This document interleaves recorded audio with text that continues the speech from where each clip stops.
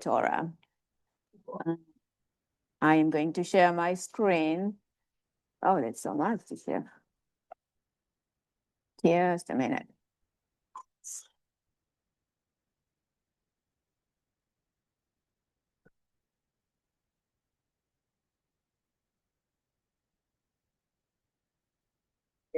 How many people already read through the Torah portion, Mishpatim, today? This is not a judgment. Wonderful. So, we're beginning on the very juicy stuff of laws.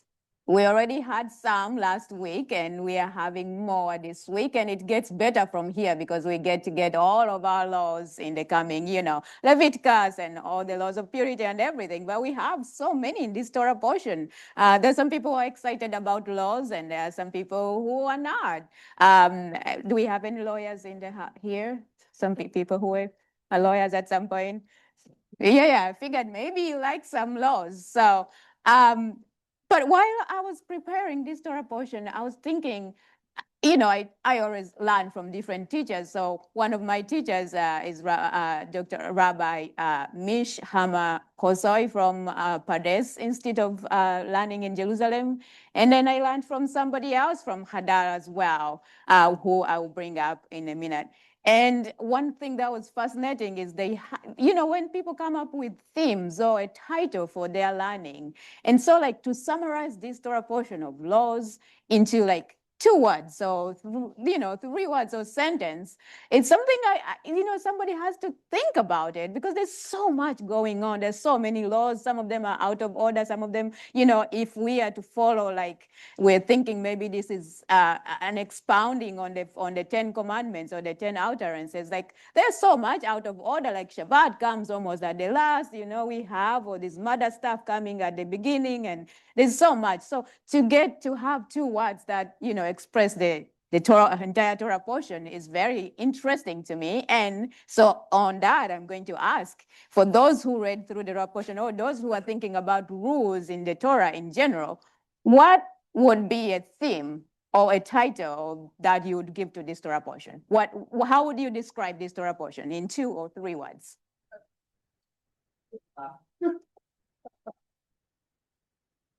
What did you say? The Torah portion would be impossible. And why would that, if you were to say more about that?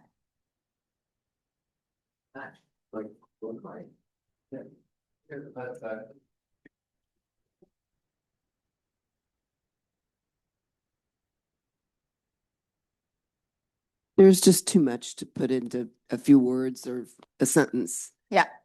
I think that's true of most Torah portions. So yeah, there's so much going on here. You can't summarize. Yes, I agree. There's so much going on here. Yes. Here. 2 words: judicial retribution. Okay. And with all its negative connotations. Because quite frankly, the thing that stands out for me in this section is the eye for eye, tooth for tooth. And the reason I say that is because the thing that stands out to me is the issue of eye for an eye and tooth for a tooth, which leaves a lot of blind people around. Yes. Hi, Naomi. Disturbing, very disturbing. Yeah. On one side, it seems like we are going to do some justice to somebody. It always ends up with things that I don't agree with. And especially towards the end, the way God is killing everybody from the land. And not only killing them, but he said, I will not kill them immediately. I will kill them slowly. So when you go in, you can still have some fruit from their crop. So it's just so, anyway, it's full of difficult things to swallow for me. Yeah. I agree, and it's very interesting because on one hand, we are commanded to treat the stranger amongst us, properly and nicely, and on the other hand, those other strangers who are in that land that we're going to occupy is supposed to die off before we get there. Okay, so this week's Torah portion follows directly from last week's Torah portion, as is every week's Torah portion. But as what is interesting is last week we stand at Mount Sinai and we received these 10 Aseret Debrot, 10 utterances, 10 commandments, you might say. And so where do we go from there with these commandments? We are still at Sinai, and this Torah portion, the second Torah portion, Mishpatim means rules, is happening at Mount Sinai as well. And so what happens is we get more rules. There's so many times when it says, Ve'im, if you give a loan to somebody, and some commentators say don't read it as if, read it as when you give a loan to somebody because it's bound to happen. Or maybe these are all situations that we're just thinking, we're like, what if this happens? And what if this happens? And what you just told us not to murder somebody? What if somebody was murdered by my animal and I had nothing to do with it? What if this happens, in all this? But, is it when or if this happens? And I think one of the things that we point out is there's a lot of laws about slavery, which is very interesting for a nation that is coming out of slavery, that the first laws that we are receiving really in this Torah portion are about how to treat slaves. And there's, of course, specific details. Who is the slave that we're dealing with? It's a Hebrew slave, and I'm sure the rules are different. And also, how did somebody become a slave? Somebody who steals and they cannot pay back their property, somebody who willingly sells themselves because maybe they have dire situations and they can't live on their own, they can't sustain themselves, and they sell themselves to be slaves. Of course, we are told that we have to let them go when it's 6 years. But it's to our ears, it's just still like these, like just as clearing out the land, it's still very nonsensical. It's still something that is disturbing. But I think we can also put it in that context that one of the themes that I saw that I had come out of this Torah portion was like a limit on power. We were a powerless nation under slavery, and now we are moving towards people who will have power.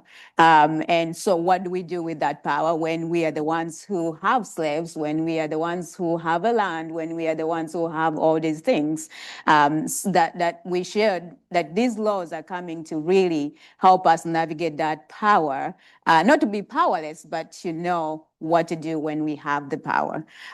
So there, different roles, and when we place them, with the 10 commandments, as we divide them, of course, we divide them 5 and 5.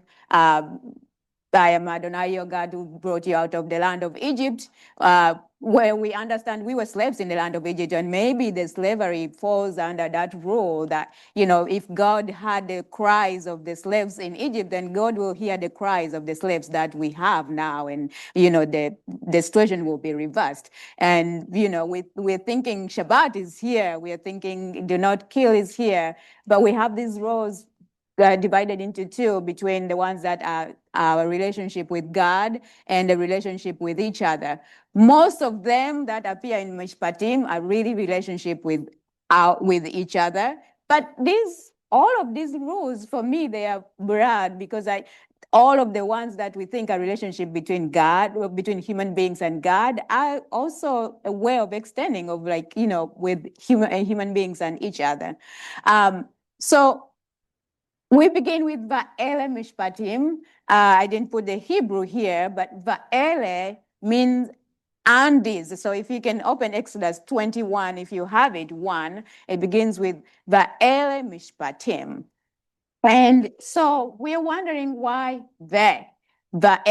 Ve is, sometimes it can be used as and.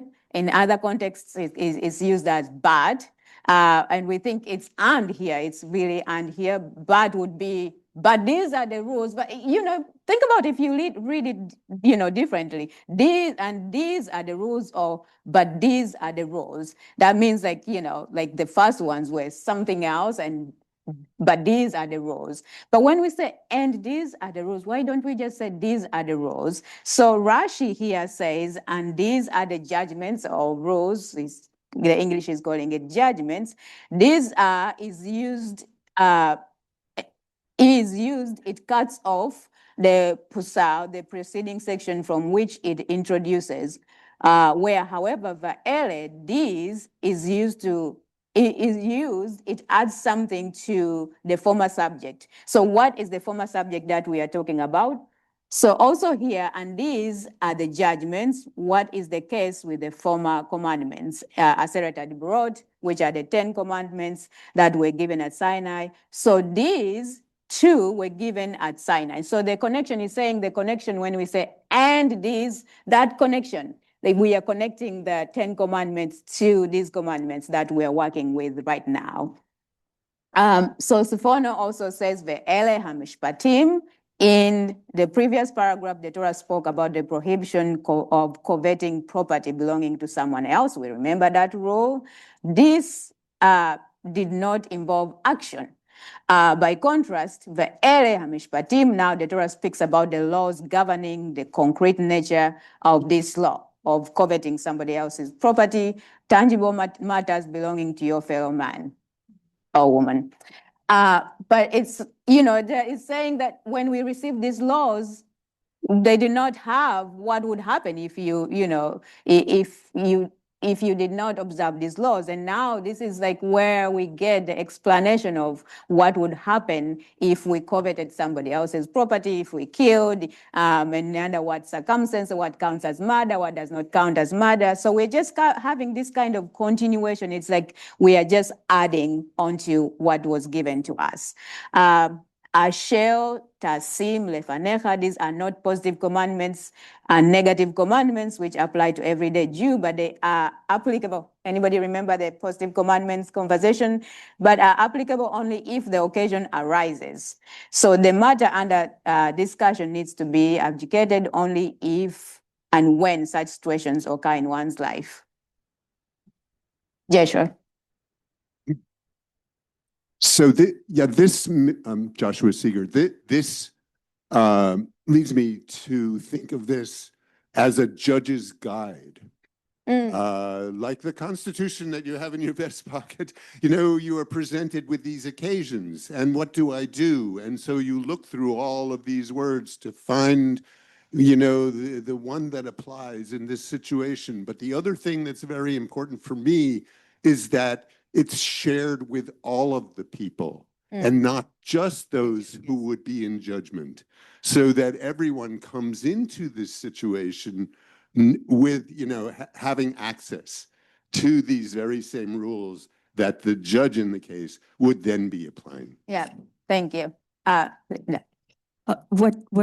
Linda Kramer. Thank you. So in US law, American law, we create laws after the incident has happened. After someone has broken a law, then we create a law so it doesn't happen again. Contrarily, in the Torah, the laws are anticipating someone doing something. Yeah. And I always found that very, very interesting how there's this difference, the contrast between the laws we're used to and the laws that were put down. I found it remarkable that they were able to anticipate every single thing that might happen and what would be the rule surrounding this incident if it happened. Yeah. Yeah, they were thinking of all the possible situations, everything around it. What if this happens? What if we do this and this happens? So that's very fascinating because thank you for bringing that point up. Joyce, behind. I think we have to also remember of the times that these laws were given, and they seem to be specific to a certain kind of occurrence. However, I think it's the tenor of the law that we need to look at, and justice always prevails, so that were something to happen, we would remember this specific incident and remember that it is tied to the Ten Commandments, Mm. and it is the tenor of the way that it is adjudicated that we would be thinking about, I think. Yeah, and I was just thinking, we can imagine how many more scenarios we can add right now. Because we're talking about oxen here, we can add, what if a motorcycle, went astray and knocked somebody? What if, like, all the things that we can think about that apply to our times? Because these were, like, their times of that time. But it's fascinating to hear about how do we approach law. Do we wait until something happens, or we think about these things before they happen? Ellen.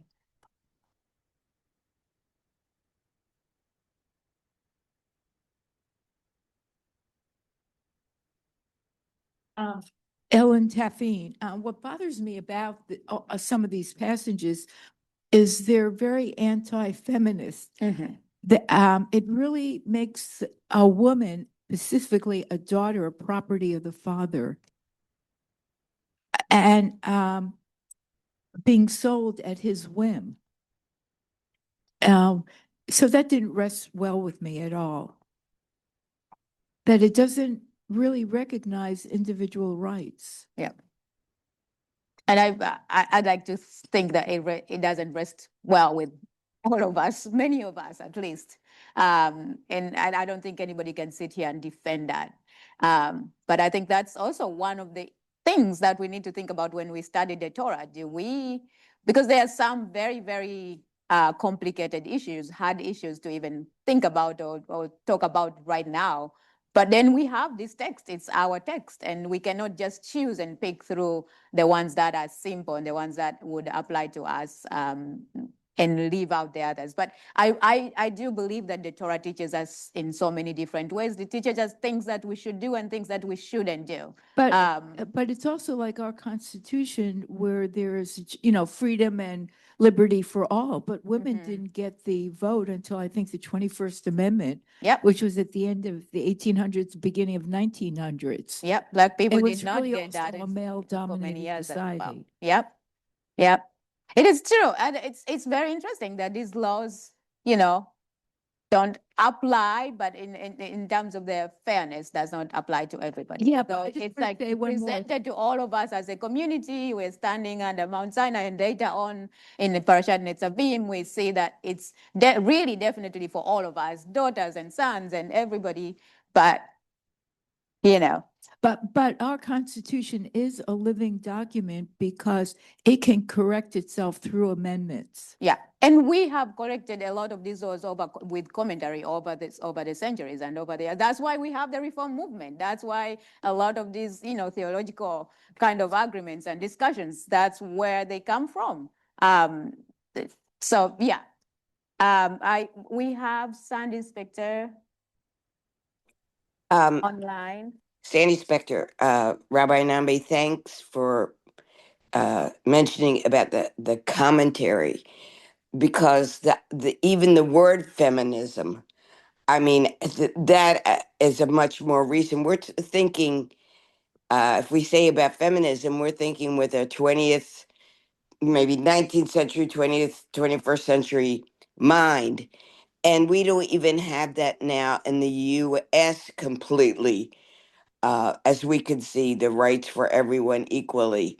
And they certainly didn't in the original Freedom for All with Black people and women, etc.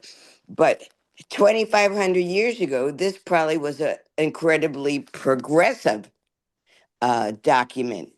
Here's a way to treat your slave.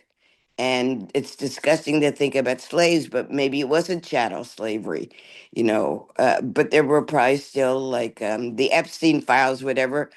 They certainly haven't learned their lesson yet about how to treat women. And that's just, I think, humanity, sadly. Barbara. Barbara Lowski, good morning.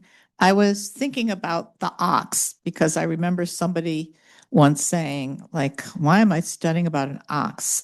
I don't know anybody who has an ox. I've never had an ox. How am I going to fit my ox in my New York apartment? But I was thinking about how this applied now, and we've had cases with people who've had pit bulls, and the pit bulls have mauled people to death.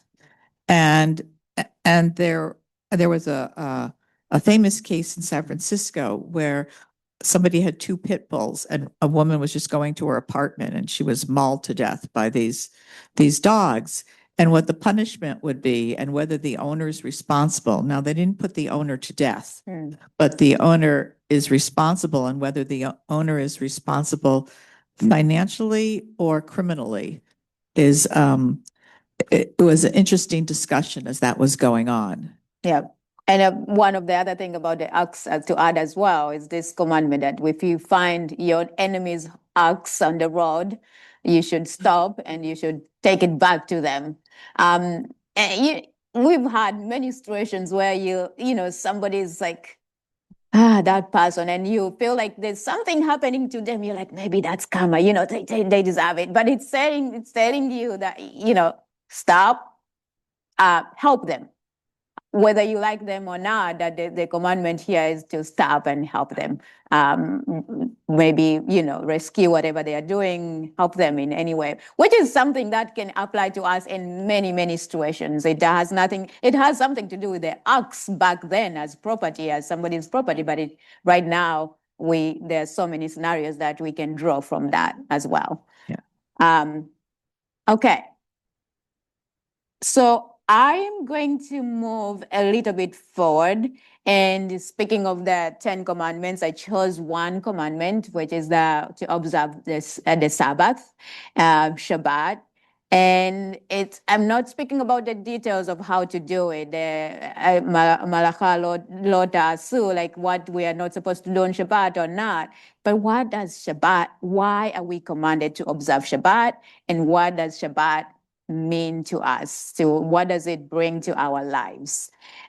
So we're going to read through, and the way it appears here is that it appears both the Shabbatot, it appears the sabbatical, the sabbatical year of letting the land rest, and also the seventh day where we, after working for 6 days, we rest. And so this is not the first time the commandment to observe Shabbat appears. It appears more than 10 times in the Torah. This probably is maybe the second or third, I'm not exactly sure.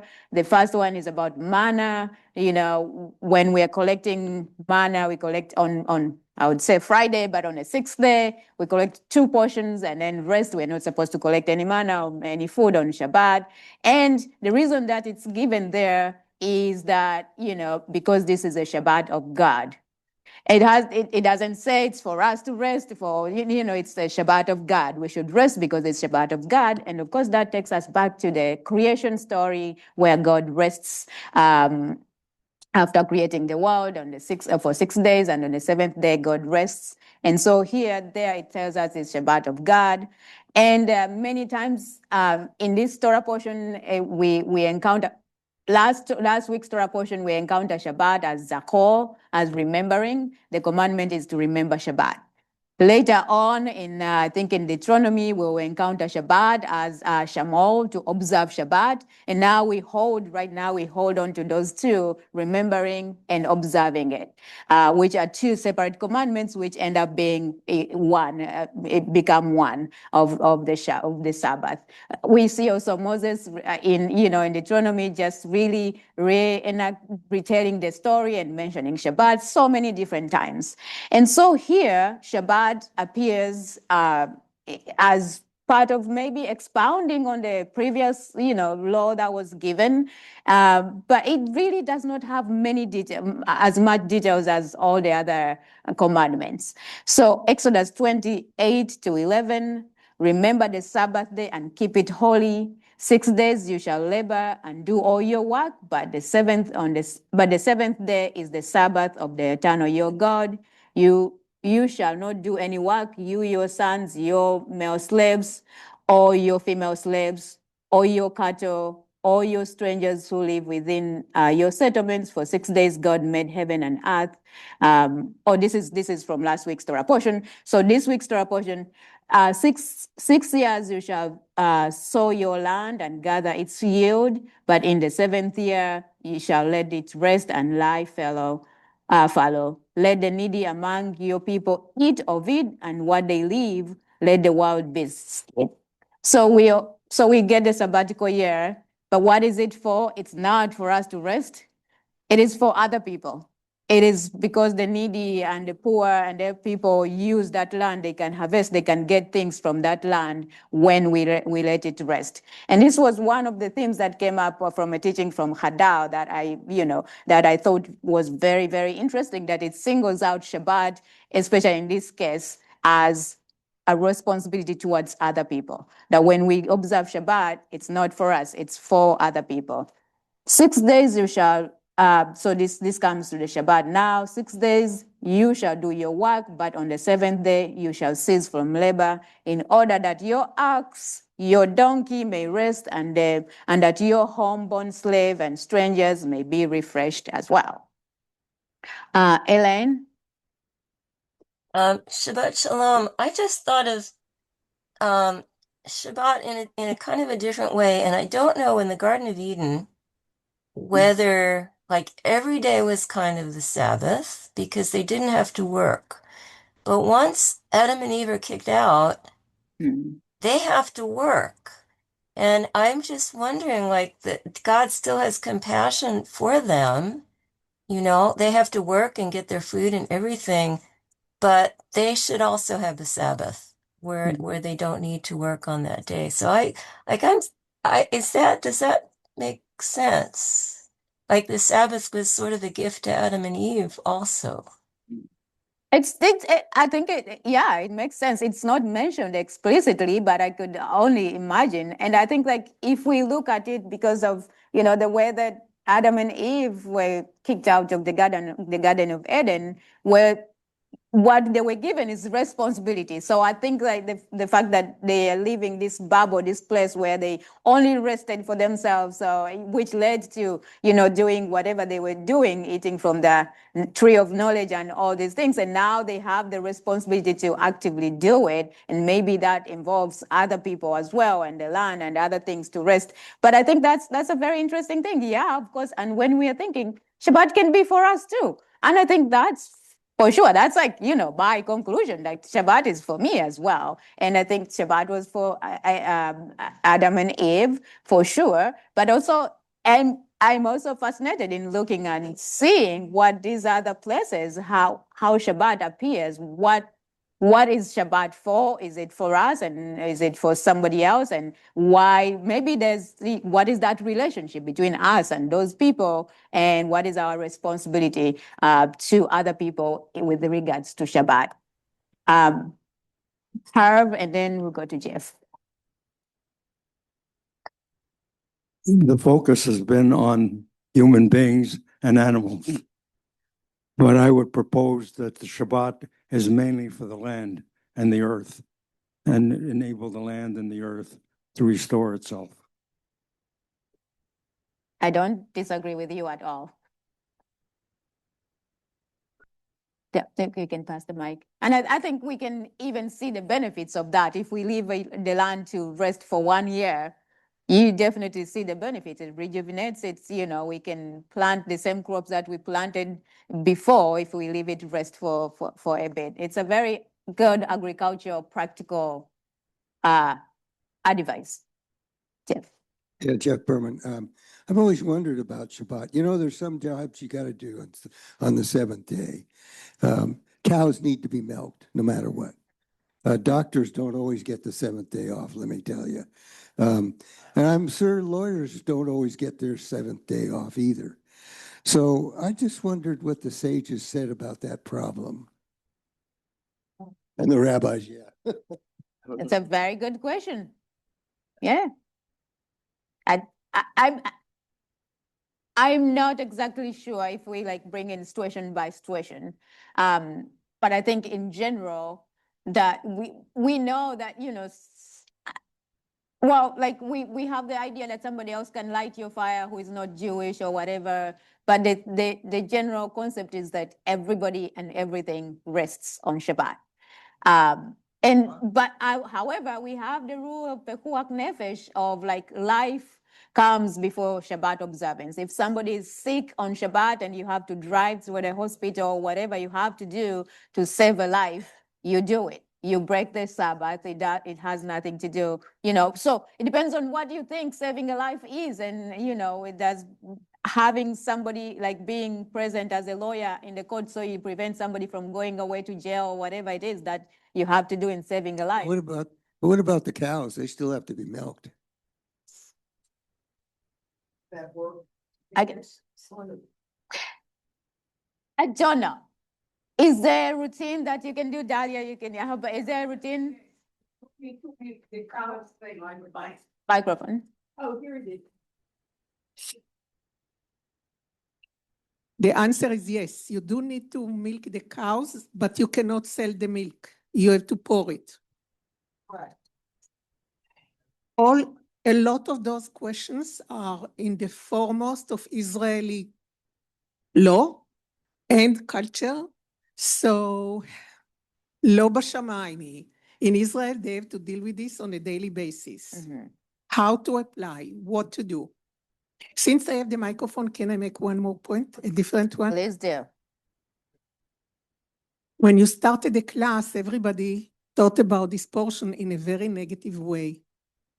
And I just heard a drasha that had a totally opposite opinion. And I think it needs to be shared. I'd like to share that. And it comes from the point of view of seeing that this is said on the context of its time. And when you compare it, for example, to the culture that was custom at the time, like the Hammurabi law, there is a great improvement from the point of view of seeing the people as people and give them, yes, even women, give them the opportunity to be seen as people and as people that have rights and as people that has value. So I cannot really go through the whole drush that I heard, but I'm just saying that we can judge it from how it relates to the time at the time. We can use all the commentary since then also as product of their time. And now it's our turn to give it an interpretation of our time. Yeah. And what connect all the law according to the drash is that you have to see the people as they are, where they are. And the most important value that Rabbi claim is that Judaism have added the fact that every person, a slave, a woman, doesn't matter, was created with the spark of God. And that's what we should not forget. I absolutely agree. And I always think it's not enough for us to just say the Torah was written in its time, that's it. We need to be able to figure out what can we do with this Torah now. How far we've come, and also like how do we apply it now? What are some things that we should teach again as something? And a lot of these Torah, the laws in the Torah really are not things that happened only in that time. There's slavery happening right now all over the world. People who are being abused and worked to death, not paid very less. There's a lot of these things. Women in very dire situations. There's still women around the world who are, forced to marry somebody who assaulted them, which appears here. There's still all these things, a lot of them, even though we look at them in the old context 2,000 years ago, they are things that still appear in our society. And I think our Torah interpretation now is, what do we do about these things? What do we do about it? I think it was, Naomi, since you have the mic, you can go and then we go. No, we all know the term Goy Shel Shabbat. That's why we have the goys to do all the work that we are not allowed to do. We are not allowed to milk. We are not allowed to light anything. We are not allowed to cook. That's why we have the other people to do it for us, which is another weird equality in the world thing. Which is very interesting, because that's a later kind of commentary. Here it says everybody has to rest, including not everybody. We have strangers. to rest. Yeah, but it says you rest so that everybody else also rests. The animals, the strangers, Your donkey, everybody should rest. Yeah. I will go Ellen, and then maybe one on Zoom, and then I'll come back to this side of the room.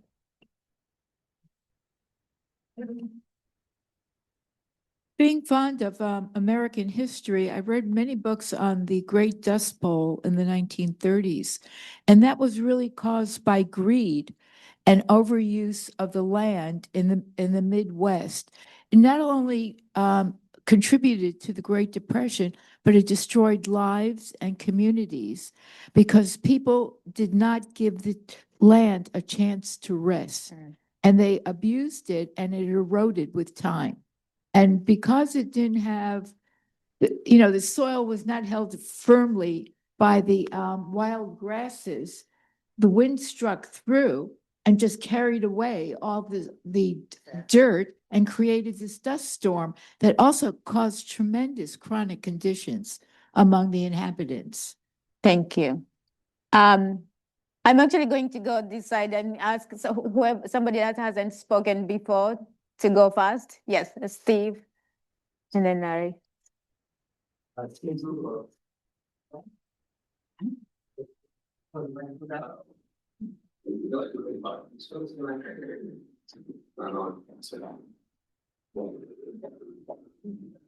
Can we pass? Is it what? Can we pass the other microphone? I think with Ellen. Well, thank you. Steve Ruvalo. In this Torah portion, there are some very practical things that certainly fit in today.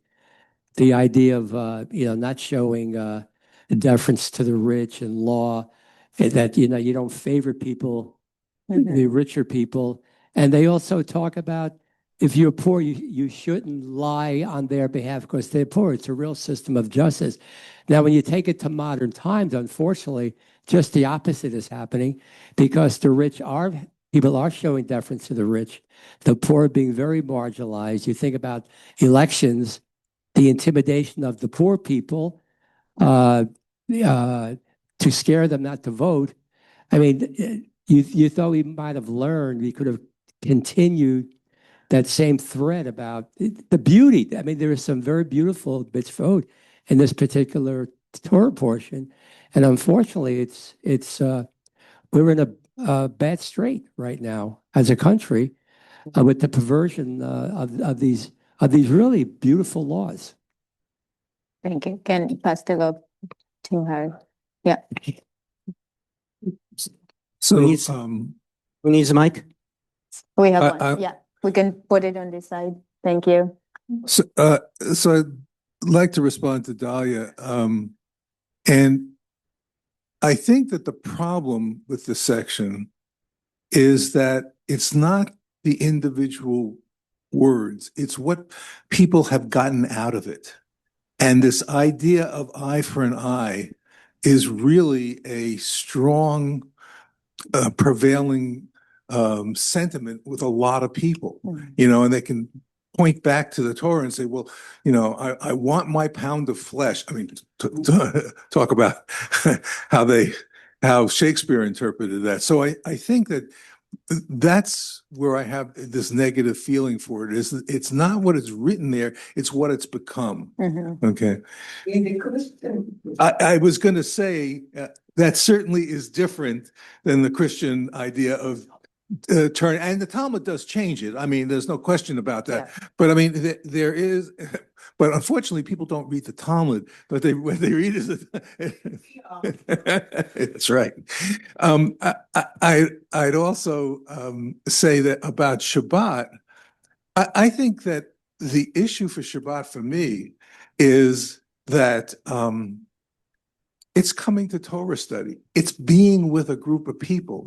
It's not doing the same thing that we do every day. And it's this sense of community that really, I think that's what Shabbat is about. It gives us a time to be with our friends and neighbors. Thank you. Natalie. Well, Larry actually already said it because he mentioned an eye for an eye and then the Talmud. But this was my daughter's portion. And, you know, we understand that an eye for an eye, this is really incredibly brilliant because it's not more than an eye for an eye. It's the value of an eye, not your life for an eye, not your life for a slice of bread, but a punishment that is equal to the crime, the value of an eye, not literally taking somebody else's eye out. And it's brilliant and compassionate law and just law. So, you know, I'm agreeing with Larry on a part of that because many people accept that as a literal truth and not really the brilliance of a punishment that's fitting the law and equal to each individual and not favoring the rich over the poor or the poor over the rich, which the Torah also tells us not to do. So Thank you. Rena, and then we'll move ahead. Shalom, everybody. Rena Mullins. I've really enjoyed hearing what everybody had to say about this. And my grandson, he at his bar mitzvah, his was about Shabbat and resting. And I felt he missed the point when he talked about, you know, his exhausted 13-year-old self that needed to take a break. You know, that he didn't quite get the whole story. So I'd like to add, and what I wish would have been said, that it is a time out for humans not to do what they do all the rest of the week, not for our animals, and to leave the world alone. So God created each day something. He rested, and now he rested, on a Shabbat, and we emulate his resting, making everything good. And Shabbat is supposed to be, like Larry was saying, it's supposed to be a moment of the world to come, that it's a time out from our worldly life. And even though they have to go through, as the rabbis do, to don't do this, and don't do that. When you do Shabbat, and you have community, you have time for solitude and prayer, you have a chance to move out of your everyday body and sort of reach to heaven in a way. And I think, as someone else said, that this was beautifully done. And just because the Goyim said, an eye for an eye, said that the Torah was very brutal, what it was doing was saying you have to have justice for a wrong to you. And that's how the Jews have always seen it. And listen, they were making a community, and they didn't want people to take law into their own hands and to, have the Hatfields and the McCoys. And I'd say we did a pretty good job. We can pat ourselves on the back, but we still have more work to do. Okay, I'm going to read a little bit of Rabbi David Hartman's here, which this commentary came in. It's about Shabbat and treating Shabbat as a thou with the nature of the relationship and not I it kind of relationship. Would anybody be willing to read? that's Lisa online.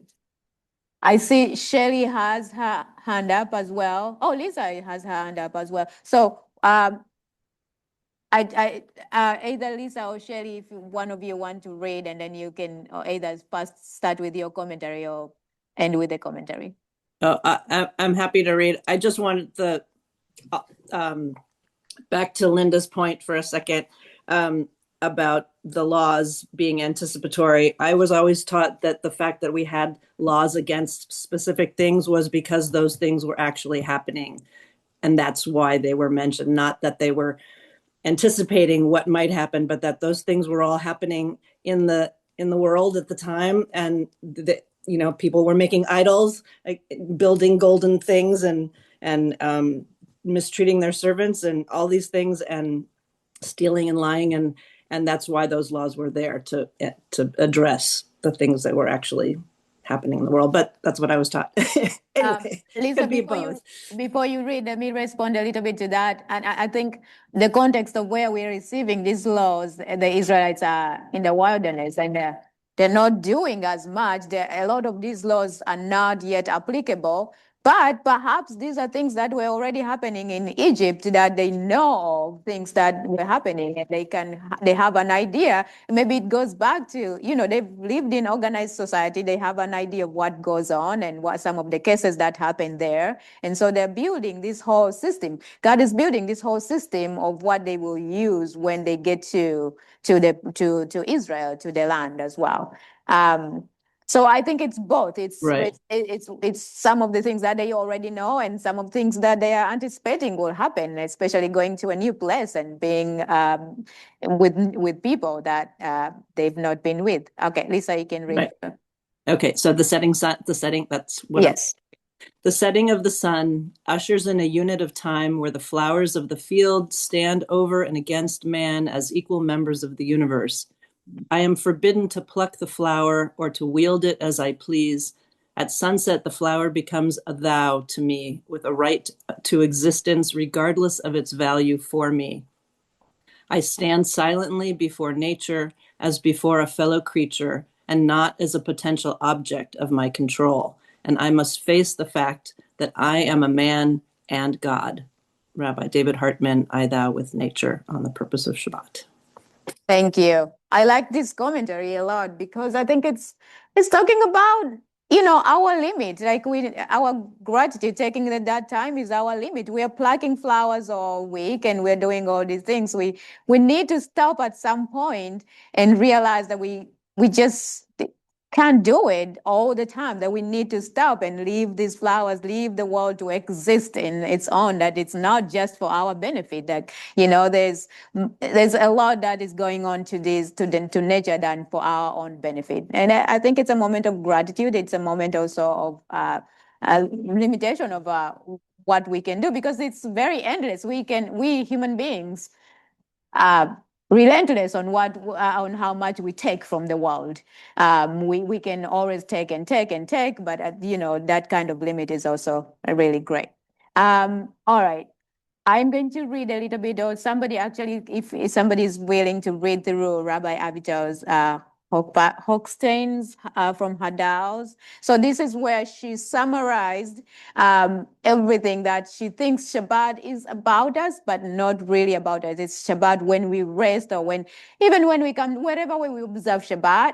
It is about us, but it's more about the people around us. So it's for other people as well that we allow. And I can only imagine if we say we are not going to go to this thing on Shabbat, we are allowing those people who work in those fields to rest as well, because it's like a demand and supply kind of thing. If we don't stop purchasing or doing things, that means those chains, everybody in those places will work. And is this speaking to only employees and people in power who are able to control those things? It's a very good question. Okay, Elaine, if you want to read through. Yes, Rabbi Avital Hochstein Hadar. In order that your ox and your donkey may rest, and that your homeborn slave and the stranger may be refreshed. What is striking about this verse is there an inherent recognition here. Sorry, I'm going to move it. Yeah. In order for the environment to rest, I must cease. It seems that the central commandment of Shabbat, ceasing from labor, is not intended for the personal rest of the one who stops, but to guarantee the rest of those around us. Shabbat might be addressed to you, but its outcome of rest is not about you. The surrounding context in the verses deepens this understanding. I have a responsibility for the well-being of others, which includes caring for their rest. To achieve this, I must sometimes stop, pause, and take a step back from my labor. The verse in Exodus 23 appears immediately after the commandment of the sabbatical year, which is described in an almost identical fashion to Shabbat. This orientation turns Shabbat into a day of focusing on others. This focus is not theoretical and is not a pondering regarding the future. Rather, it is a responsibility to make sure that others rest on Shabbat. Shabbat becomes a day in which I am aware of the work I cause others to do, rather than of my own work, an awareness which is both social and theological, Shabbat becomes a day to reflect systematically, socially, and theologically on my environment and the labor that my life requires from my surroundings, in the broadest sense, not only from other people and property, but even from God. Thank you. I argue that it's both. Shabbat gives us something. When we rest as well, we reap the benefits.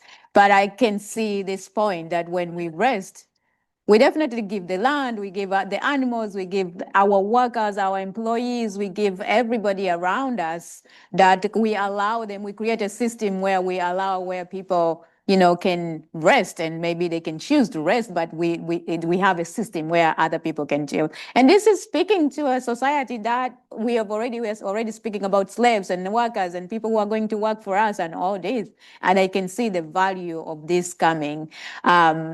Sometimes Shabbat comes in the middle of like so many things that are happening. There's the building of the Mishkan, and then we have Shabbat in there. Saying like, even if this project is very important and it's grand and you're very excited about it, you need to rest. So I think it's both. Dalia, I'm going to take one since you have your hand up quickly, and then I think we're on top of the hour. And then Dalia and very quickly. Thank you. Sometimes so many beautiful commentaries about Shabbat start to be too much for me, and I start to say, really? If Shabbat have a purpose, if we need to accomplish something, we are contradicting what Shabbat is. It's become work. It's not vayinafash. So I'm thinking, so what's vayinafash? What did God do exactly when he did that thing called vayinafash? So it brings me to the word nefesh. Instead of God doing things and creating, Vayrakitov, and he did this and he did that, on the seventh day, he became a nefesh, he became abstract soul. So I'm asking myself, what does it instruct me to do? Maybe it's my time to meet my own nefesh, my own existence higher than the everyday material world. And that's where I can meet somebody else who is doing their own thing. I want to say just quickly one more thing. If there is a purpose for Shabbat, why God created Shabbat, one of the things that I can see is that created an ultimate clock for time. Yes, because without Shabbat, there is no time. And God, we always say God who created his people and time and blessed them. Anyway, just a side comment. Yeah, thank you. But Shabbat is so abstract that just to say it's rest, like my work give me 2 weeks vacation, I missed the point. Thank you, Dalia. Harv, I don't know, will you make it quick? Yes. Okay, very there quickly. were two things. Yeah. One, very quickly, I wonder whether rest is the best possible translation of the Hebrew. It seems more like cease or stop doing what you're doing is more appropriate than the word rest, which is more universal kind of thing. And the other thing is, in terms of things like eye for an eye, well, if you do something that destroys another person's life, shouldn't the punishment be do something to that person which destroys his life or her life? So for an eye would mean whether it's an actual eye or damaging them in a way that makes their life terrible or not worth living is more appropriate. I don't think we can answer that question right now. I don't think we have an answer, but I think that this is a big topic that we should spend some time, maybe one of the Torah portions that has an eye for an eye to really like expound on it and comment on it.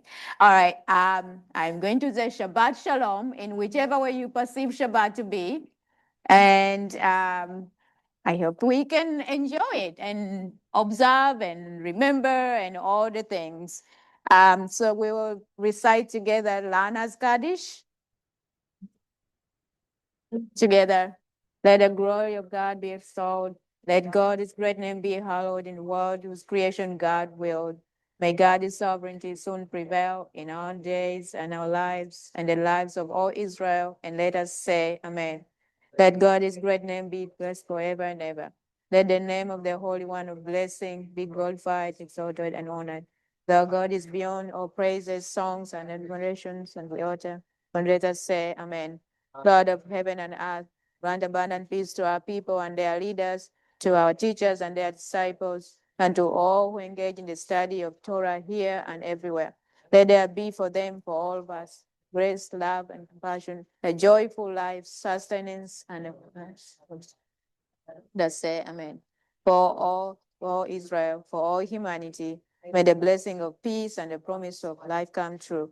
And let us say Amen. May the Holy One peace to reign our heavens. Let peace descend upon us, on all Israel, on all the world. And let us say Amen. Shabbat Shalom.